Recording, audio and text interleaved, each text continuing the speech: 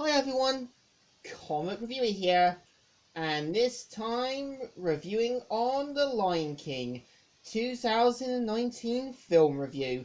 Now, as you know, the 2019 version of The Lion King is meant to be a musical drama, live action remake that is basically meant to be based on the animated version of the 1994 film of the same name, The Lion King.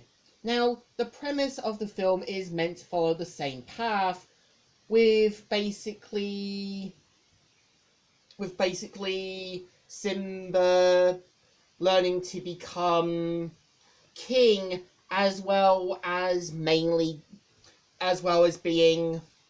told of the responsibilities, as well as having to deal with Scar, who manipulates, tricks him, and all that. And I think if you have seen the animated one, then yeah, they do actually basically keep the film as close as possible. And yeah, it was even said by Jon Favreau, who actually wanted to keep it as close as possible. And I would say he does a fairly good job.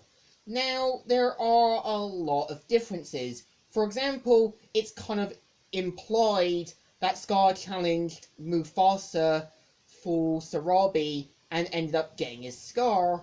And they do change the hyenas a bit. For example, Shanji being the kind of main dominant leader, which is kind of ironic as female hyenas are the main leaders.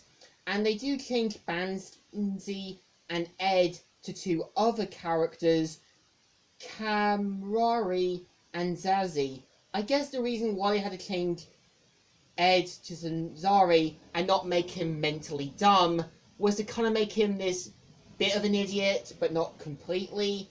And I know with Kamari is that he's meant to be have his own little personal space issues. Not a bad idea. And yeah, they also do change, most notably, that there are other animals at Timon and Pumbaa's hiding area, which you've got antelopes, you've got like bush babies, shrews, and other things.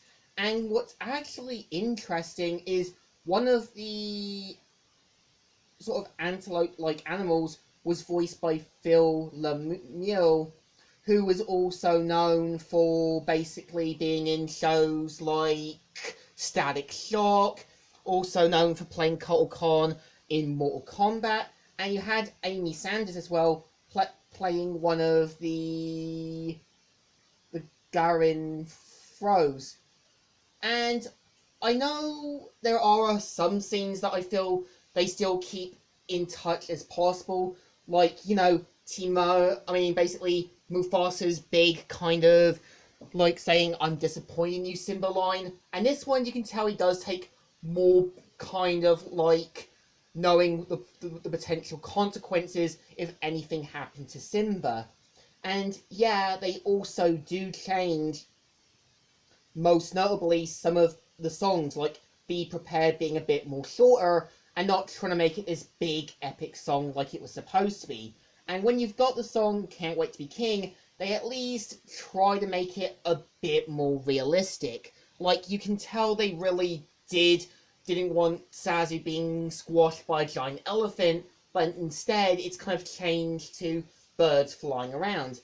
And I think one thing that the film got right, I think a lot of us can admit, they actually got back Mufasa's original voice actor, James Earl Jones, to voice Mufasa.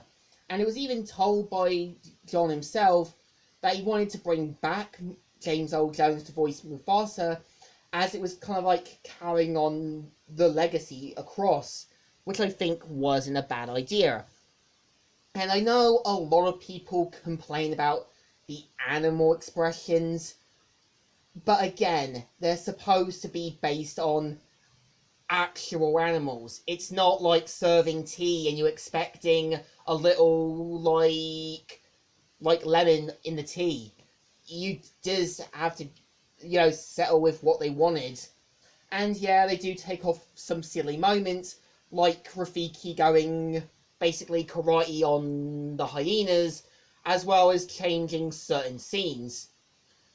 And I think while the film still keeps up with the tone, it does kind of feel different from what the original one was. And I do feel when you've got the scene where Simba's talking with Mufasa in a kind of cloud-like setting, it takes away the importance of Mufasa's spirit showing up, as it was like Mufasa speaking to Simba through a ghost-like appearance, and they do sort of alter that a lot. And yeah, they also do add a new song when Simba's going through the desert to go back to Pride Rock. The point of the kind of steady beat theme back in the 1994 version was that it was meant to be like every beat was meant to kind of have Simba racing towards Pride Rock. Every beat was meant to have a kind of moment where Simba was supposed to be. So in the end, Lion King shouted its role, but it calmed off a bit quick. So I think it deserves a thumbs up. Still good and still alright. So, Comic Reviewer here, signing out.